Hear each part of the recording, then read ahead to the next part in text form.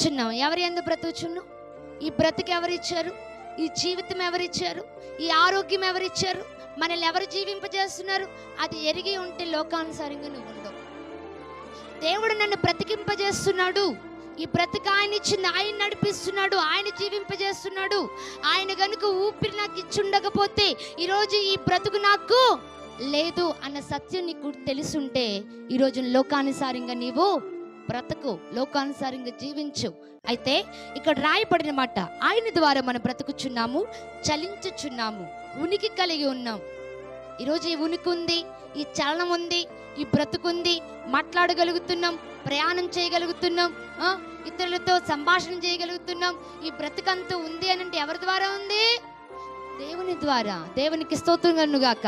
హల్లెలూయా.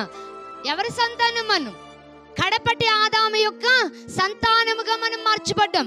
ఎందరైతే ఆయన అంగీకరించుదురో ఆయన వారందరూ ఆయన కుమారులు కుమార్తెలుగా